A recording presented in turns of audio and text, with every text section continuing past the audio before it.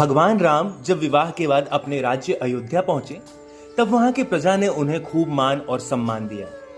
इसके बाद जब बारी उनके राज तिलक की आई तब उनकी दूसरी माता कैकेयी के कहने पर राजा दशरथ ने उन्हें वनवास पर भेज दिया।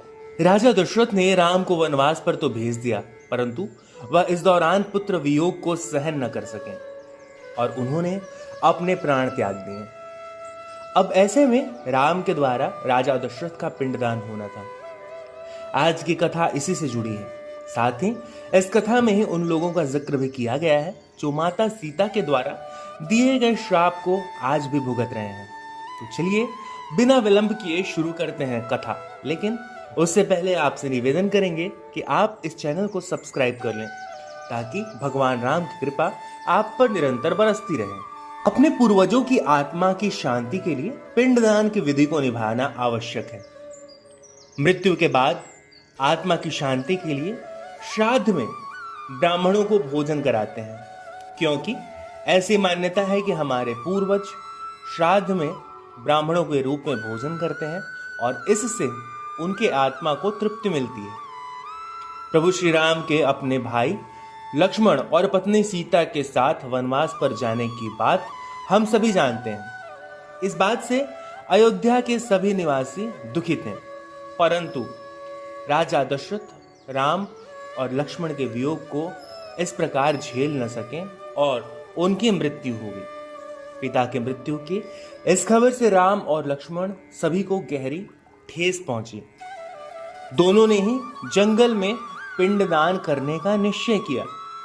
इसके लिए राम और लक्ष्मण दोनों जंगल में ही आवश्यक सामग्री को एकत्रित करने के उद्देश्य से निकल गए। इधर पिंडदान का समय निकलता ही जा रहा था।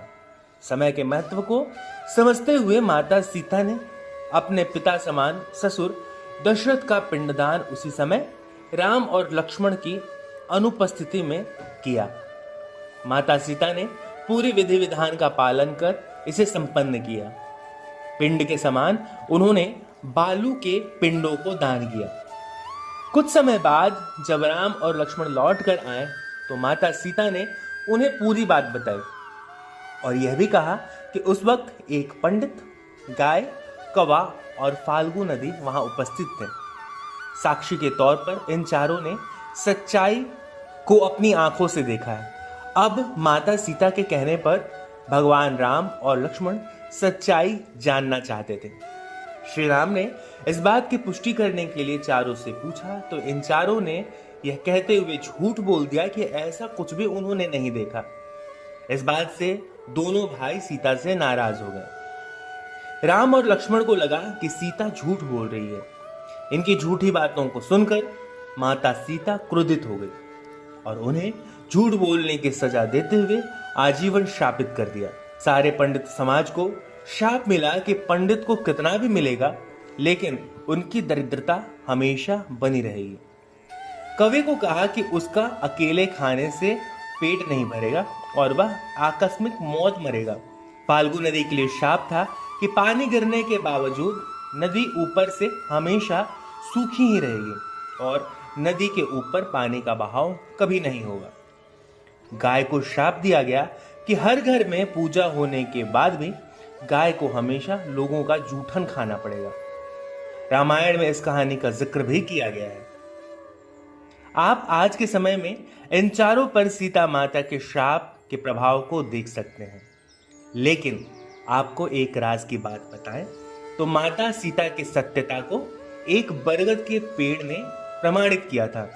भगवान राम और लक्ष्मण को उस बरगद के पेड़ ने बताया था कि आपकी अनुपस्थिति में माता सीता ने बालू के पिंडों का दान कर राजा दशरथ के आत्मा को मुक्ति दिलाई थी। इसके बाद माता सीता ने उस बरगद के वृक्ष को आशीर्वाद दिया। आज भी बोध गया में आपको वह बरगद का वृक्ष देखने को मिल सकता है। तो दोस्तों, यहाँ समाप्त होती है माता सीता के जीवन से जुड़ी एक रोचक कथा को लेकर आपके मन में कोई संशय या सवाल हो तो उसे कमेंट बॉक्स में लिखें। कथा अगर आपको अच्छी लगी हो तो इसे अपने मित्रों और बंधु बांधवों के साथ साझा करें। जाते जाते इस चैनल को सब्सक्राइब करना बिल्कुल ना भूलें। अब अगले वीडियो तक के लिए दीजिए हमें इजाजत। हमारे सभी साथियों को हरे कृष्णा।